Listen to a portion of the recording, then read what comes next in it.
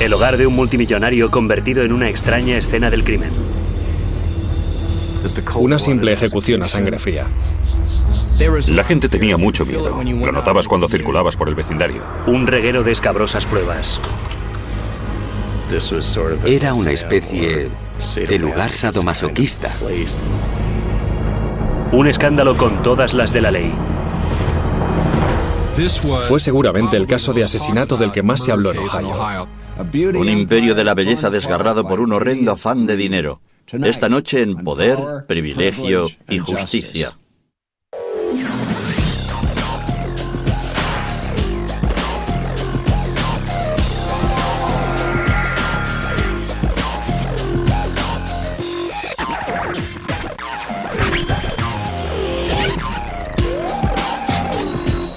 Crímenes imperfectos, ricos y famosos. La muerte de un rey de la belleza. Una tarde de agosto de 1980, la policía de Akron, Ohio, recibió una llamada avisando de un supuesto tiroteo en Bath, una lujosa zona salpicada de grandes fincas y cuadras de caballos. En esta comunidad vive mucha gente rica, personas acomodadas. La policía acudió presurosa al número 2694 de Everett Circle. En la casa encontraron a su propietario, el magnate de la cosmética Constantine Dean Milo, muerto con 2 tiros en la cabeza. Nos encontramos con Dean tendido de bruces. Llevaba los calzoncillos del revés. La sangre estaba muy oscura. Por el aspecto del cadáver se notaba que llevaba muerto cierto tiempo. Una amiga de la familia había encontrado el cuerpo de Milo y había llamado al 911. La policía le preguntó qué había visto. Levantó la almohada, rezando para que no fuera quien ya sabía que era. Ve que es Dean. Tiene los ojos cerrados. Su color es entre cerúleo y morado. La policía sospecha que el millonario de la cosmética está muerto desde la víspera. Cuando te encuentras con un cadáver que quizá lleva ya un par de días en la casa, lógicamente es lo que llamamos un caso frío. La casa no muestra señal alguna de que alguien haya forzado su entrada. Nadie se ha llevado el dinero ni las joyas. Aunque Dean haya recibido 2 disparos, el cojín que le cubre la cabeza solo presenta un orificio de bala.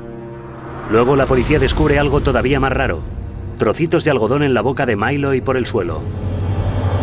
No sabíamos de dónde venía aquel algodón. Primero pensamos que quizá fuera del cojín. Pero al observarlo más detenidamente, descubren que el algodón no viene del relleno del cojín.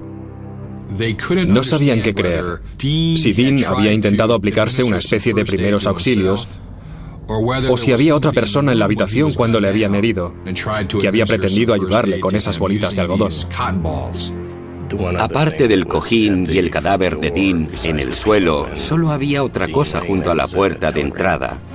Un telegrama, pero un telegrama en blanco. Además del misterioso telegrama, los investigadores encuentran pistas todavía más extrañas.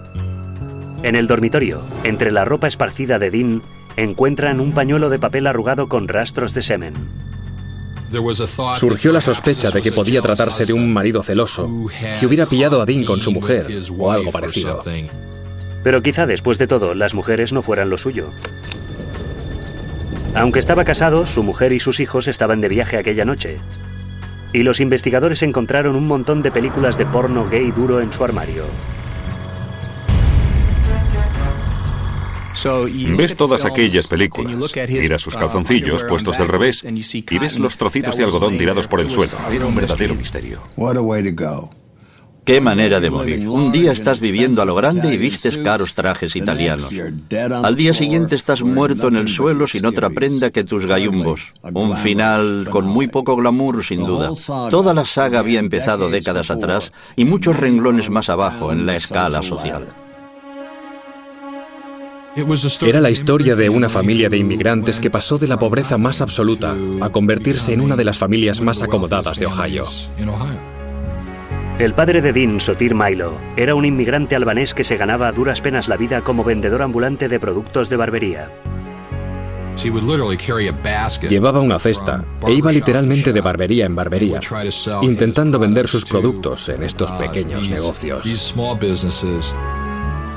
Sotir mantenía en pie su pequeño negocio familiar con la ayuda de familiares y amigos. Barry Boyd era vecino de los Milo. Antes de ir a la escuela, le ayudábamos a cargar la camioneta con sus productos. Iba de barbería en barbería. Sotir y su mujer Katina tenían 3 hijos: Fred, Sophie y el primogénito, Dean. La pequeña empresa de Sotir empezó a consolidarse y el sueño americano de los Milo empezó a convertirse en realidad. Fred y yo hemos sido amigos desde siempre. Vivíamos a una manzana de distancia. Eran gente muy sociable y extrovertida. Incluso aprendí a decir palabrotas en albanés. Pero los Milo también tenían un lado serio. Katina gobernaba a la familia con mano de hierro. La madre de Fred podría ser bastante mordaz a veces y te dejaba claro lo que pensaba. La persona más dominante de la familia Milo era la madre, Katina. Dominaba a su marido y dominaba a sus hijos. Lanzaba un caramelo al aire y el mejor luchador se quedaba con el caramelo. Le gustaba mucho hacer ese tipo de cosas. De los 3 hijos de los Milo, Dean era el favorito de su madre. Bien parecido, inteligente y deportista, era el niño mimado del instituto. Su hermano Fred no podía haber sido más distinto. A Fred no le gustaba el ejercicio físico. No jugaba baloncesto ni al fútbol. Fred no era muy popular. A finales de la década de los 50 y principios de los 60, los 2 hermanos estudiaban en la Universidad de Akron. A Dean se le daban muy bien las matemáticas y sacaba las mejores notas en sus clases de contabilidad. Fred solo aprobaba haciendo trampas. Me pidió que me presentara en el examen final en su lugar, y lo hice. Hice el examen de comunicación numérica en lugar de Fred Milo y sacó un 9,5, creo. Más o menos. Y se licenció. Después de la universidad, los hijos de los Milo, Dean, Fred y Sophie, empezaron oficialmente a trabajar en la empresa familiar. De los 3, el que tenía más talento empresarial era Dean, y en 1969 se convirtió en presidente. Soñaba en convertir aquel humilde negocio en una multinacional de millones de dólares. Y tenía un plan: eliminar el departamento comercial y vender directamente a los clientes a precios de descuento. La idea triunfó de inmediato. Fue una iniciativa realmente nunca vista. Era muy agresivo en los negocios. Le gustaban los retos. Le gustaba saber que estaba ganando. Y ganaba. Las grandes firmas de cosmética estaban furiosas de que reventara los precios. Pero cuando se negaron a vender sus productos a precios de descuento, Dean fundó 2 empresas punteras para canalizar los productos hacia sus tiendas. Los proveedores le odiaban, pero no podían hacer nada. La política de descuento se oponía frontalmente a la imagen de glamour que estas empresas de cosmética tenían de sí mismas. De manera que, en consecuencia, Dean empezó a destacar negativamente en la industria de la cosmética. Dean se buscó bastantes enemigos. No gustaba mucho a ciertas personas por su forma de llevar el negocio. No le importaba pisar a quien fuera para conseguir sus objetivos. Dean Milo estaba ganando dinero, pero haciendo enemigos. ¿Valía la pena matar a alguien por culpa de unas barras de labios o una loción barata para después del afeitado? Los investigadores estaban a punto de descubrirlo.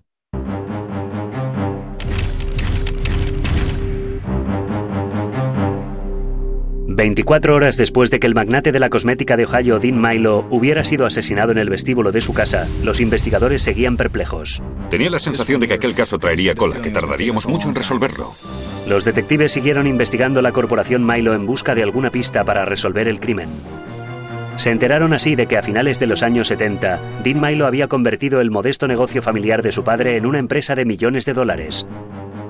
Pero en su rápido ascenso hacia la cumbre, había dejado atrás a mucha gente descontenta. La empresa había crecido tan rápido y su familia se había enriquecido tanto que fue una evolución de proporciones impresionantes. Los Milo adoptaron todos los símbolos de los nuevos ricos: enormes mansiones, ropa de lujo, un Mercedes en cada garaje, mientras el dinero seguía manando. En 1980, Dean tendría unos beneficios estimados de $400.000. Fred un 75% de esta suma y Sophie un 50%, por no hablar de las acciones que poseían de la empresa. Estamos hablando de dólares de 1980. Pero cuanto más aumentaban las cuentas bancarias, más aumentaba también la tensión en la familia Milo. Con tanto dinero en juego, Dean deseaba hacerse con el control total de la empresa. Aunque gracias a él todo el mundo se enriqueciera tanto y todos fueran millonarios, surgieron quejas. Dean regentaba su imperio en solitario y no dejaba participar a su familia. Contrató a sus propios asesores financieros, algo que fue un golpe para Katina. Ella opinaba que estas decisiones debían tomarse en familia y no depender de los asesores de Dean. Las cosas entre madre e hijo empeoraron todavía más cuando Dean se casó con una mujer de Akron, Magdalene Gonatos, en 1973. Katina estaba muy celosa de la relación de Dean con su mujer Maggie y con los familiares de esta. Dean tampoco se llevaba bien con su hermano Fred, una espina que llevaba siempre clavada. Dean quería controlar toda la empresa, quería ser el jefe. Pero Fred no estaba dispuesto a ayudarle en este empeño. Fred prefería ir a almorzar que ir a trabajar. A Fred le gustaban los aspectos más lúdicos del negocio de la cosmética. Dean no podía consentir un hermano haragán en su imperio, y los conflictos internos siguieron arrasando en la familia. Corría el rumor de que eran tiempos difíciles, en el sentido de que discutían constantemente entre ellos. En 1975, Dean se hartó de la situación y urdió un plan para acabar con las interferencias de la familia. Fred, Sophie y sus padres recibieron un buen puñado de acciones y un salario abultado, pero Dean se quedó con el control total de la empresa. Les estaba diciendo, de acuerdo, os haré tan ricos como sea posible, pero por favor apoyadme, haced lo que queráis, pero dejadme en paz. Mientras los beneficios de la empresa seguían amontonándose, Dean adoptó un próspero estilo de vida. Con su mujer Maggie planificó la construcción de una lujosa mansión en la zona más exclusiva de Akron, Bath Township, la urbanización más selecta de Ohio. Llevaba siempre consigo grandes fajos de billetes y empezó a gastar dinero a espuertas. Trajes italianos de miles de dólares, vacaciones en primera clase, un garaje lleno de coches de lujo. Recuerdo que tenía un Cadillac descapotable rojo. Era un coche realmente llamativo. Quería gozar de la vida. En el terreno profesional su prosperidad parecía no tener límites y quería que esto se reflejara también en su vida privada. Hacia esta época, Dean empezó a cortejar por teléfono a una antigua novia de Virginia. Los negocios familiares se le daban bien, pero los valores familiares no tanto. ¿Que si amaba a su mujer Maggie? Pues claro que sí, pero era un hombre que lo quería todo. Y creo que estaba en el proceso de conseguirlo. Dean y su antigua novia habían tenido una relación muy seria en el pasado. Incluso estuvieron a punto de casarse. Y al parecer su antigua pasión parecía haberse encendido de nuevo. Los investigadores descubrieron asimismo que Dean había tomado ciertas decisiones potencialmente peligrosas en sus asuntos profesionales. Dean había invertido en una cadena de restaurantes propiedad de James Farina, un empresario de Ohio cuyo nombre se había relacionado con la mafia. En los documentos policiales constaba como miembro de la familia, como decían en el crimen organizado. Al parecer, Dean había intimado demasiado con ese tipo, ese conocido miembro del crimen organizado. Pero la familia que más problemas le causaba era su propia familia. En la primavera de 1979, Dean descubrió que Fred y Sophie se habían apoderado de talones por valor de $300.000 procedentes de los fondos de la empresa. Dean les despidió al momento.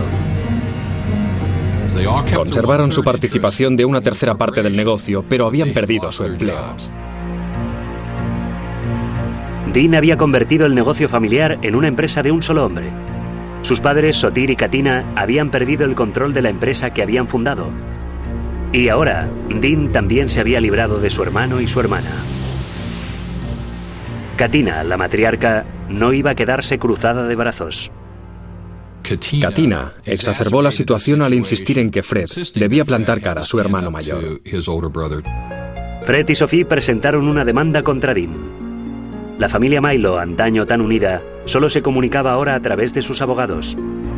Con todos los litigios que se plantearon entonces, las maniobras legales y todo lo demás, fue entonces cuando la situación se volvió realmente peligrosa. El ex abogado de Akron y amigo de la familia Barry Boyd intentó mediar en el conflicto. Aconsejó a Fred que aceptara una generosa oferta de su hermano para retirar la demanda.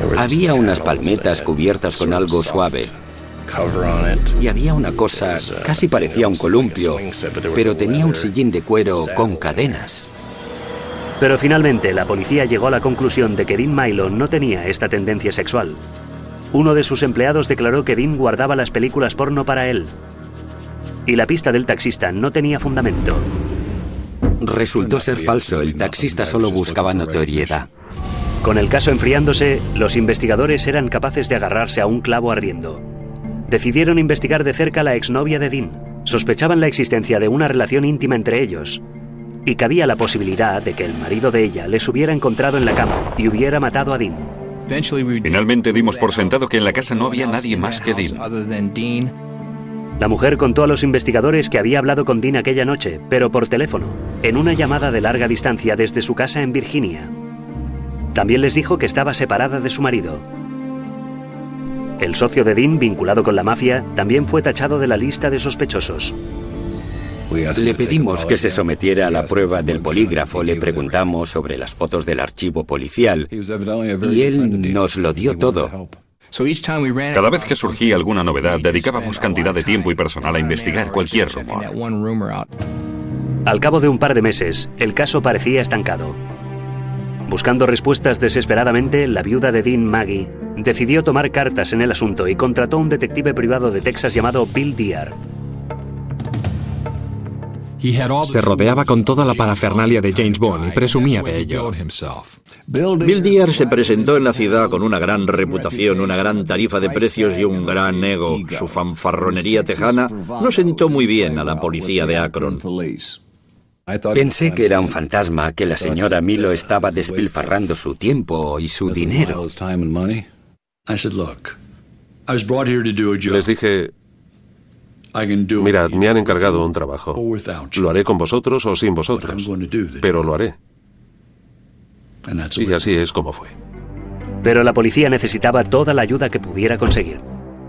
Tenía dinero, tenía el apoyo de la empresa. Tenía muchos medios que podía facilitarnos. Pero olvidó que solo nosotros podíamos detener a alguien.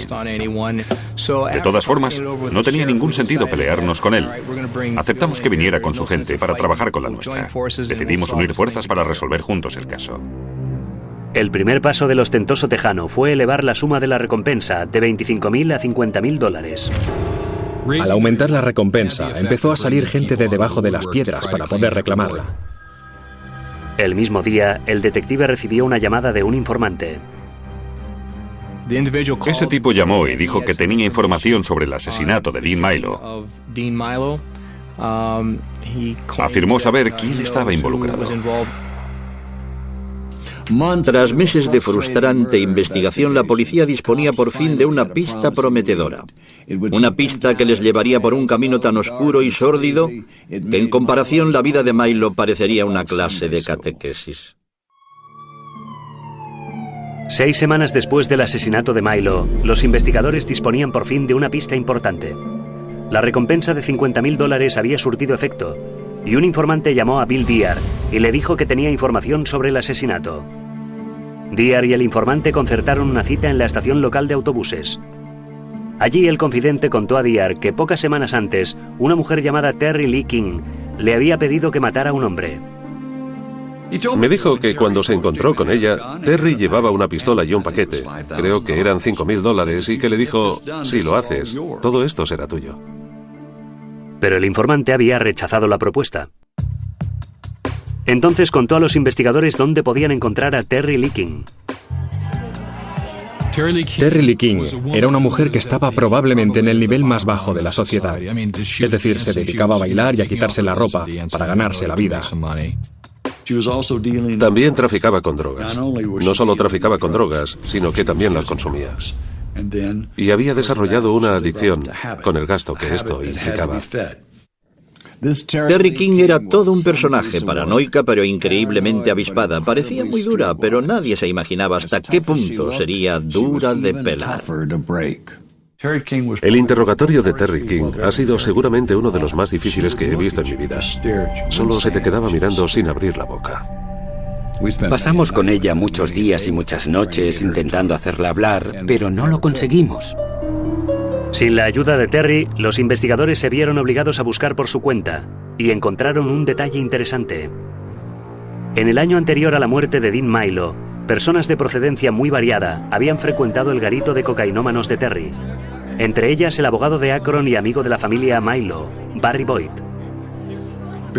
Barry había defendido a muchos amigos de Terry acusados de delitos de menor cuantía. Pensé que teníamos que investigar más a fondo a ese Barry Boyd, y eso es precisamente lo que hicimos.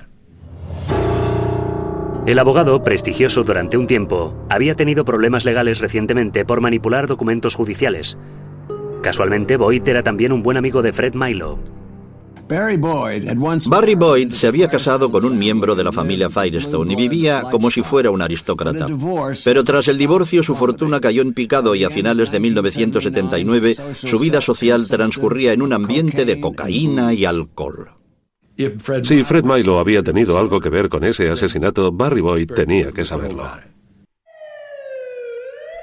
Barry Boyd contó a los investigadores que no sabía nada de los planes de asesinato por encargo de Terry.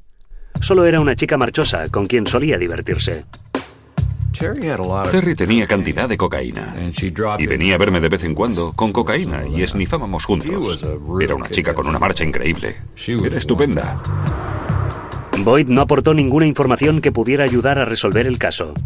Todo indicaba que la investigación había llegado a un callejón sin salida. Pero a finales de noviembre la recompensa de $50,000 proporcionó otra pista interesante. Recibí una llamada de un sujeto. Me dio un nombre falso, me dijo que tenía información y me preguntó si yo podía pagarle la recompensa. Le contesté, claro que sí, ven a verme enseguida. Este segundo informador dijo que el asesinato de Dean Milo había sido cometido por un veterano de Vietnam llamado Tom Mitchell. Mitchell también era amigo de Terry Lee King. Y los investigadores descubrieron que Mitchell había salido de la ciudad rumbo a Texas el día después del hallazgo del cadáver de Dean. Era una pista muy prometedora y la policía se lanzó tras ella. Pidieron al informador que les indicara dónde encontrar a Mitchell. Le dije, bueno, ¿estarías dispuesto a ir allí, a enfrentarte a ese tipo? Y contestó, claro, si recibo la recompensa. Y así es como empezó todo. Bill Dear y los agentes de Bath volaron inmediatamente a Texas con el informador. Con un micrófono oculto, el informador se dirigió a casa de Mitchell y pretendió chantajear a su antiguo conocido.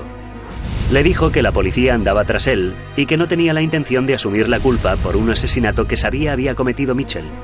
También le dijo que no le denunciaría si Mitchell le pagaba $3,000. Dijo, mira, tú lo sabes y yo también. Lo hiciste tú. Quiero mi dinero esta noche o atente a las consecuencias. Y entonces Mitchell le dijo, sí, Terry King me enseñó su fotografía. Me ofreció el dinero, pero yo no lo hice. Con aquella declaración, Tom Mitchell no confesaba haber cometido el asesinato, pero bastaba para detenerle. Aquella noche, una brigada de asalto rodeó la casa de Mitchell. Acudió a la puerta con una cerveza en la mano. Yo saqué la pistola, le apunté a la cabeza, le obligué a arrodillarse. Le pusimos las esposas. No hubo ni un solo disparo. Los investigadores sabían que Mitchell no era el autor de los disparos, pero estaban convencidos de que su papel era crucial en la conspiración. Una vez detenido, le presionaron al máximo y Mitchell empezó a hablar. De repente aparecía un sospechoso sorpresa en aquel enredo. Mitchell lo contó todo muy pronto, y en su declaración implicó tanto a Terry Lee King como a Barry Boyd. Terry Lee King, presionada, confesó y acusó formalmente a Barry Boyd de estar implicado en la conspiración. Dijo que le había ofrecido $10,000 por ese trabajo. Gracias a las confesiones de Tom Mitchell y Terry Lee King, Barry Boyd se había convertido en el principal sospechoso del asesinato de Dean Milo. La policía entró en acción. Estaba en casa de una amiga en Cleveland. Había ido al cine con ella y con sus hijos y de repente llamaron a la puerta. Entró Bill Dear con la policía. Boyd fue detenido y conducido a la comisaría de policía. Llamó a su amigo Dan Moldía. Mi primera reacción fue, eres obviamente inocente, déjame que intente recaudar fondos para tu defensa legal. Pero Barry me dijo que no lo hiciera. Escucha, Dan, lo hice. Estuve involucrado. Barry Boyd cantaba como un jilguero. Meses después de que Dean Milo cayera asesinado en su propia casa, empezaba a salir a la luz lo ocurrido en aquel vestíbulo.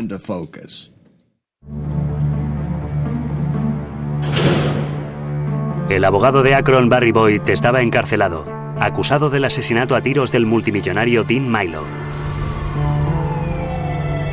Contó a la policía que en la primavera de 1979 se encontraba alcoholizado y deprimido cuando el hermano de Dean, Fred, le pidió un favor.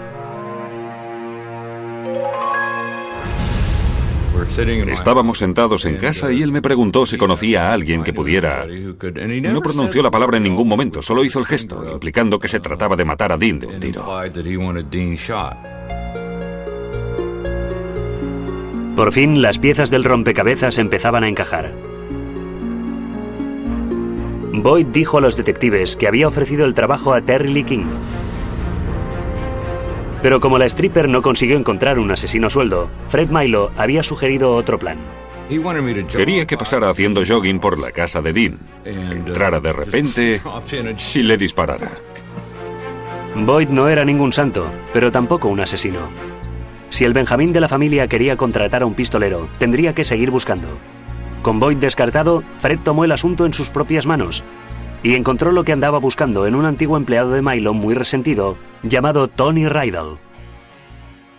Los investigadores encontraron a Tony Rydell regentando un bar llamado Star System en las afueras de Scottsdale, Arizona, frecuentado por algunos de los matones más peligrosos del desierto.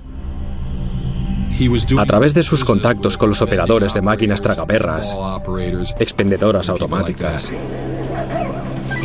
flippers y gente así, empezó a conocer también a la gente del AMPA. Los investigadores sospechaban que Rydell tenía la clave que resolvería el caso. Pero cuando le detuvieron para interrogarle, se refugió en un mutismo absoluto.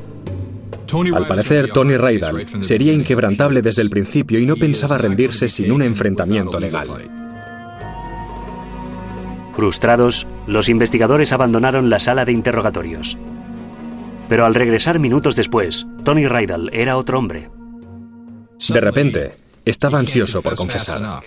El cambio de actitud de Tony Rydell no había sido más que un golpe de suerte. Había oído a los policías hablar de otro agente llamado Harry y creyó que se referían a Harry Knott, un gángster con el que estaba asociado. Pensó que Harry Knott también estaba detenido y que la policía tenía la intención de montar una confrontación entre ambos, Harry Knott contra Tony Rydell. Por eso, sin duda, el factor decisivo fue que Tony Rydell, en algún momento, decidió que le convenía ser el primero en colaborar con la policía. Tony Rydell confesó que a principios del verano de 1980 había hablado a Harry Knott del plan de Fred Milo para asesinar a su hermano. Knott era un operador de expendedoras automáticas que había tenido tratos con Rydell. También estaba conectado con varios criminales empedernidos. Tony dijo, bueno, hay un tío en Akron, Ohio, que quiere matar a su hermano. ¿Estaríais interesados? Serían unos $10,000. Tony Rydell contó a la policía que Harry Knott había encontrado un asesino a sueldo, pero que pedía más dinero. Rydell hizo saber a Fred Milo que el asesinato de su hermano le costaría 22 de los grandes. El asesino recibiría la mitad, $11,000 como adelanto, y el resto después del encargo. Fue un momento decisivo para nosotros. Con la información de Tony Rydell se pudo detener a Fred Milo. En vísperas de las Navidades de 1980, 4 meses después del asesinato de Dean Milo, la policía detuvo a su hermano Fred. Atravesé la cocina y me dirigí hacia la escalera. Fred había empezado a bajar y pude ver desde mi perspectiva que acababa de mojarse los pantalones. Se dio cuenta de que todo había acabado. El juicio de Fred Milo empezó a finales de la primavera de 1981. Katina Milo, la matriarca de la familia, estaba entre el público. Insistía en la inocencia de su hijo pequeño. Por su aspecto, Fred Milo no parecía capaz de incitar al asesinato. No lo parecía en absoluto. Pero en su alegato inicial, el fiscal Fred Zook insistió en que Fred Milo había hecho asesinar a su hermano por un simple motivo: para hacerse con el control del negocio familiar. Para convencer al jurado, sin embargo, necesitaría unir todos los eslabones entre Fred y el asesinato en sí. Hasta el momento, la cadena de la conspiración no se había extendido tanto. Zook sabía que su tarea no sería nada fácil. Nuestro problema principal era que disponíamos de tantas pruebas circunstanciales para establecer la realidad de la conspiración que quizá confundirían al jurado. Mientras Zook detallaba la implicación final de Fred en el asesinato, los investigadores intentaban dilucidar los elementos básicos de la conspiración. No solo se enfrentaban a un problema de tiempo. Fred había contratado a uno de los abogados defensores más sagaces del Estado, George Pappas. Pappas adujo que aunque Fred hubiera planeado el asesinato de su hermano, no había ninguna prueba de que los hombres que había contratado hubieran sido realmente los autores de los disparos. Era perfectamente posible que Dean hubiera sido asesinado por otro de sus enemigos. No había arma homicida, no había ningún autor de los disparos, por lo tanto, lo único que sabíamos es que tenía que ser un enemigo de Dean. Con el proceso en marcha, el tiempo apremiaba para la acusación. Tenían que encontrar al pistolero lo antes posible. Caso contrario, no dispondrían de argumentos suficientes para condenar al sospechoso.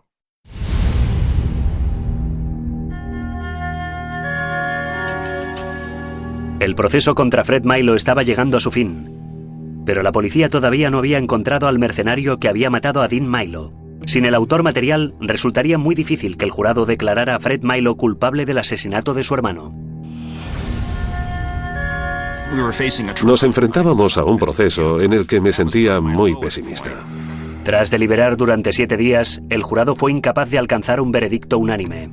Eso significaba que Milo estaba a punto de salir en libertad. Por 2 votos de diferencia, estuvieron a punto de declararle inocente.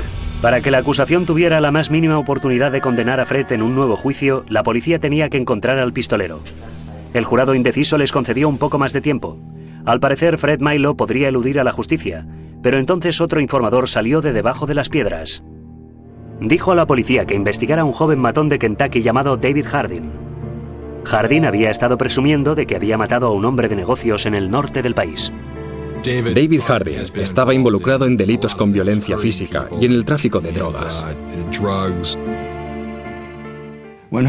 Cuando arrestaron a Hardin, los policías le dijeron que Fred Milo había pagado más de $20,000 por el trabajo. Hardin se puso furioso. A él solo le habían dado $600. Y por esa miseria no estaba dispuesto a ser el único en cargar con el crimen. Dave Hardin colaboró con nosotros. Se declaró culpable de asesinato con circunstancias agravantes. En agosto de 1982 se inició un nuevo juicio. Y ante una sala hipnotizada, David Hardin declaró que en julio de 1979, mientras estaba pasando el rato en un bar de Kentucky, un viejo amigo suyo, John Harris, le hizo una propuesta. John le dijo a David Hardin, ¿quieres ganarte una buena pasta? Y él le contestó, claro, ¿qué tengo que hacer? John Harris era un delincuente de poca monta que Harry Knott había contratado para matar a Dean Milo. Sería un trabajo para 2 personas, por lo que Harris necesitaba un compañero. Por unos miserables $600, David Hardin aceptó cometer un asesinato. La tarea de Hardin consistía en matar a un hombre de negocios en Ohio. David Hardin relató ante el jurado que el 10 de agosto, poco después de la medianoche, él y John Harris habían llamado por teléfono a Dean desde una bolera cercana. John Harris hizo la llamada telefónica. Dean contestó al teléfono. John colgó. Llamó a David Hardin. Era hora de irse.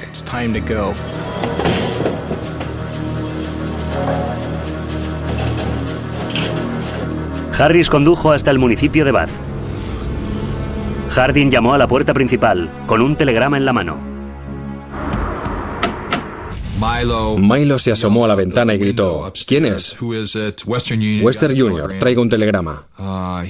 Dijo, vale.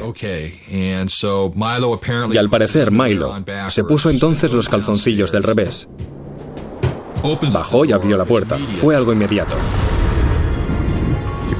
Le empujó, sacó el revólver y entonces Dean dijo, por favor, no me mates. Y él le dijo, arrodíllate. Hardin utilizó un tubo de plomo lleno de algodón como silenciador casero. Cuando Hardin colocó el tubo de plomo en la boca del cañón y apretó el gatillo, el algodón salió disparado. Apagó el sonido, pero solo pudo utilizarlo una vez. Y como todo el algodón había salido disparado, tuvo que ir a buscar el cojín y taparle la cabeza con él. El segundo disparo acabó con la vida de Dean Milo. Subió al estrado y dijo que era el autor de los disparos. Por supuesto, aquello lo cambió todo porque de repente nos enfrentábamos con la realidad de la muerte. Esta vez el jurado alcanzó un veredicto unánime.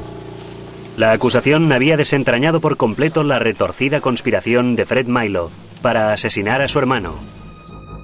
Y Fred pagaría ese crimen, pasando el resto de su vida en la cárcel.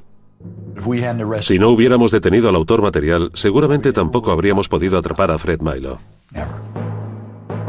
Al final, 11 personas fueron condenadas como participantes en la conspiración, un número récord en el estado de Ohio. Mucha gente acabó en prisión. Mucha gente ha muerto en la cárcel y la familia quedó totalmente destrozada. Tras colaborar en la investigación, Barry Boyd pasó casi 3 años en prisión. Vi una foto de Dean tendido en el suelo, rodeado de sangre. Y entonces me di cuenta de lo horrendo que había sido todo. Si Dean siguiera con vida, no hay duda de que Fred hubiera podido gozar de una existencia ociosa, como un hombre inmensamente rico. Su hermano mayor le estaba convirtiendo en millonario y él no tenía siquiera que hacer nada. Lo sentí por Fred en cierta medida. Pensé que siempre había sido un hombre bastante débil. Estuve observándole durante el juicio. Le observé cuando se lo llevaban. Y pensé que jamás saldría con vida de la cárcel. Fred terminó pasando casi 20 años entre rejas. Murió de un ataque cardíaco, todavía en la cárcel. Aunque no se presentó acusación alguna contra ella, algunos observadores opinan que Katina Milo, la matriarca, había sido la verdadera responsable. Yo sigo responsabilizando a Katina. Creo que fue ella la que exacerbó la situación. Fue ella en última instancia la culpable de lo que había sucedido.